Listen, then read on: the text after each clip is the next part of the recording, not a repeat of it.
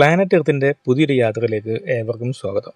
ഇത്തവണ നമ്മൾ പോകുന്നത് ഗോവ സംസ്ഥാനത്ത് സ്ഥിതി ചെയ്യുന്ന ദൂദ് സാഗർ വെള്ളച്ചാട്ടം കാണാൻ വേണ്ടിയിട്ടാണ്. നമ്മുടെ യാത്ര സ്റ്റാർട്ട് ചെയ്യുന്നത് ബാംഗ്ലൂരിൽ നിന്നാണ്. ബാംഗ്ലൂരിൽ നിന്നും ധാർവാഡ് വഴിയാണ് നമ്മൾ പോകാൻ ഉദ്ദേശിക്കുന്നത്. ഇവിടെ നിന്ന് നമ്മൾ ധാർവാഡ് വരെ ട്രെയിനിലാണ് നമ്മൾ ടിക്കറ്റ് എടുത്തിട്ടുള്ളത്. രാത്രി 9 മണിക്ക് ബെൽഗാമിലേക്ക് പോകുന്നൊരു സൂപ്പർ ഫാസ്റ്റ് എക്സ്പ്രസ് ഇവിടെ നിന്ന് കിട്ടുന്നുണ്ട്. അത് രാവിലെ 4 മണിയോടുകൂടിയാണ് ധാർവാഡ് എത്തിച്ചേരുന്നത്. ഇതിലാണ് നമ്മളിപ്പം പോകാനായിട്ട് ഉദ്ദേശിക്കുന്നത്. ഇവിടെ നിന്ന് 460 കിലോമീറ്ററാണ് ധാർവാഡിലേക്കുള്ള ദൂരം വരുന്നത്. അങ്ങനെ 4 മണിക്ക് നമ്മൾ ധാർവാഡ് എത്തിച്ചേരേണ്ടിയിരുന്ന ട്രെയിൻ ഒരു 4:30 എത്തിച്ചേർന്നിരുന്നു. അധികം ലേറ്റായിട്ടുണ്ടായിരുന്നില്ല.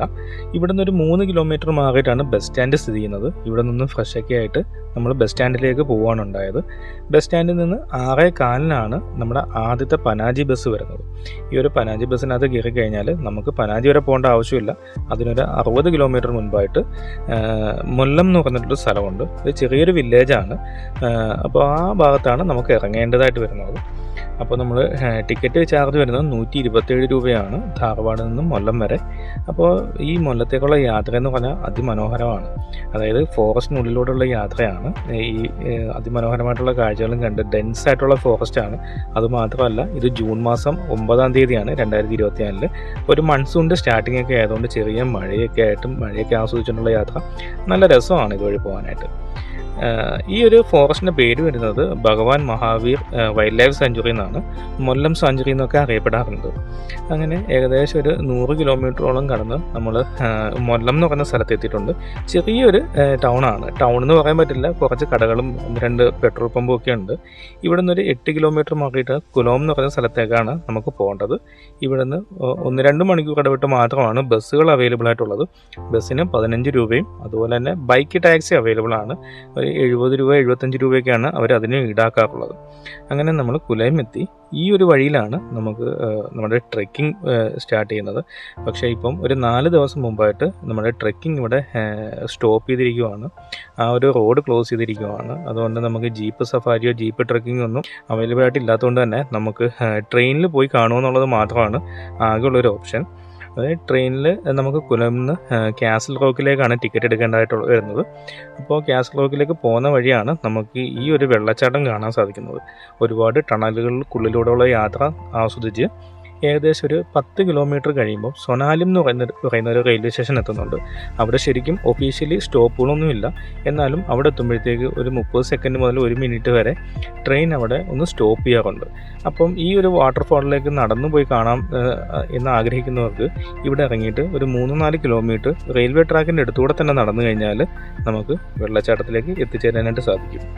ഇപ്പം മഴയൊക്കെ ആയി വരുന്നതേ ഉള്ളൂ. അതുകൊണ്ട് തന്നെ വെള്ളച്ചാട്ടത്തിൽ വെള്ളത്തിൻ്റെ അളവ് തീരെ കുറവാണ്. ഇത് മണ്ടോവി നദിയാണ്. മണ്ടോവി നദിയുടെ ഭാഗത്താണിത്. ഏകദേശം 310 മീറ്ററാണ് ഈ ഒരു വെള്ളച്ചാട്ടത്തിൻ്റെ ടോട്ടൽ ഉയരം വരുന്നത്. ഇന്ത്യയിലെ തന്നെ 5ാമത്തെ ഉയരം കൂടിയ വെള്ളച്ചാട്ടമാണ് ദൂദ് സാഗർ വെള്ളച്ചാട്ടം. ഇന്ത്യയിലെ തന്നെ അതിമനോഹരമായ വെള്ളച്ചാട്ടങ്ങളുടെ പട്ടികയിൽ ആദ്യ സ്ഥാനങ്ങളിൽ തന്നെ വരുന്നുണ്ട് ഈ ഒരു വെള്ളച്ചാട്ടവും. മഴക്കാലങ്ങളിൽ ഇതൊന്നും അല്ല അതിൻ്റെ അവസ്ഥ. ഏകദേശം 2 മാസം കഴിഞ്ഞിട്ട് നമ്മൾ വീണ്ടും വരുന്നുണ്ട് ഈ ഒരു വെള്ളച്ചാട്ടം കാണാൻ വേണ്ടിയിട്ട്. അപ്പോൾ നിങ്ങൾക്ക് ആ ഒരു വീഡിയോയിലൂടെ മനസ്സിലാവും എത്രത്തോളം വ്യത്യാസമാണ് മൺസൂൺ കഴിയുന്ന സമയത്ത് ഈ വെള്ളച്ചാട്ടത്തിന് വരുന്നത്.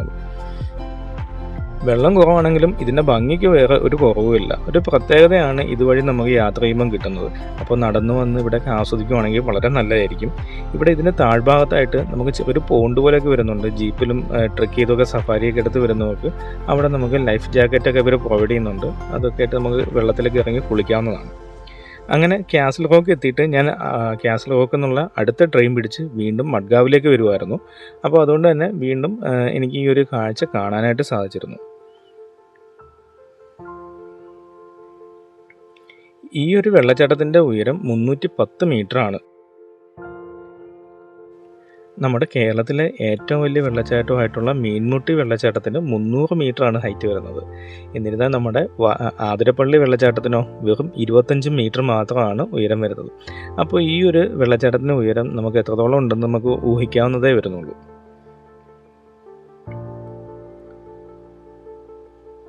അങ്ങനെ കാടൊക്കെ ആസ്വദിച്ചിട്ട് വളരെ ഡെൻസ് ആയിട്ടുള്ളൊരു ഫോറസ്റ്റാണ്. കാട്ടിന് നടുവിലൂടെ ഈ ഒരു ട്രെയിനിൻ്റെ യാത്രയും അതിമനോഹരമാണ്. അധിക സ്പീഡിലൊന്നും അല്ല ഇവിടെ പോകുന്നത്. അതുകൊണ്ട് തന്നെ നമുക്ക് നല്ല രീതിയിൽ ആസ്വദിച്ച് യാത്ര ചെയ്യാനായിട്ട് സാധിക്കും. പിന്നെ ഈ വെള്ളച്ചാട്ടം എത്തുമ്പോഴത്തേക്കും എല്ലാവരും വാതിലിലെല്ലാം വന്ന് കൂടി നിൽക്കാറുണ്ട്. ശരിക്കും സേഫായിട്ട് നിൽക്കുക എന്നുള്ളതാണ് എനിക്ക് പറയാനുള്ളത്.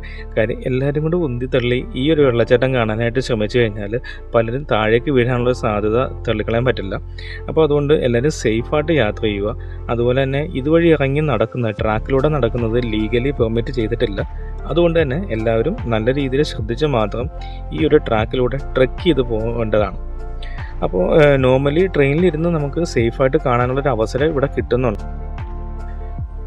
ഏകദേശം ജൂലൈ അവസാനം ഓഗസ്റ്റ് ഫസ്റ്റ് വീക്കിലായിട്ട് വന്നു കഴിഞ്ഞാൽ ഈ മണ്ഡോവി നദിയുടെ മാക്സിമം ആ വെള്ളത്തിൻ്റെ ആ ഒരു ശക്തി പ്രകടനം നമുക്ക് കാണാൻ സാധിക്കുന്നതാണ്.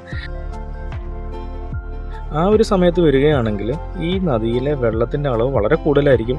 അതുകൊണ്ട് തന്നെ ഇതിൻ്റെ ഭംഗിയെന്ന് പറഞ്ഞാൽ ഇതുപോലെയൊന്നും അല്ല, വളരെയധികം ഭംഗിയും നല്ല രീതിയിൽ ഒരു ആസ്വാദനം നമുക്ക് ഇതിനകത്ത് കിട്ടുന്നതായിരിക്കും.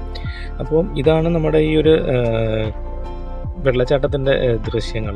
നമുക്ക് ഈ ഒരു വെള്ളച്ചാട്ടം ആസ്വദിക്കാനായിട്ട് നമുക്കൊരു വൺ ഡേ ട്രിപ്പ് പോലെ വരാവുന്ന കാര്യങ്ങളേ വരുന്നുള്ളൂ. ട്രക്ക് ചെയ്ത് വരുന്നവരാണെങ്കിൽ ശ്രദ്ധിക്കേണ്ട കുറച്ച് കാര്യങ്ങൾ വരുന്നുണ്ട്.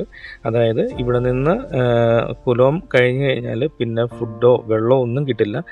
അതെല്ലാം നമ്മൾ ബാഗിൽ കരുതണം. പിന്നെ ഇടയ്ക്ക് മഴ പെയ്യുന്നുണ്ടായതുകൊണ്ട് തന്നെ റെയിൻകോട്ടോ പോഞ്ചോ എന്തെങ്കിലും നമ്മൾ കൈ കരുതുന്നത് നല്ലതായിരിക്കും. അപ്പോൾ ഇതൊക്കെയാണ് ഈ ഒരു വീഡിയോയിലൂടെ പറയാനായിട്ട് ഉദ്ദേശിച്ചത്. ഈ വീഡിയോ എല്ലാവർക്കും ഇഷ്ടപ്പെട്ടെന്ന് കരുതുന്നു. ഇഷ്ടപ്പെട്ടിട്ടുണ്ടെങ്കിൽ നമ്മുടെ വീഡിയോ ലൈക്ക് ചെയ്യുക, ബാക്കിയുള്ളവർക്ക് ഷെയർ ചെയ്യുക.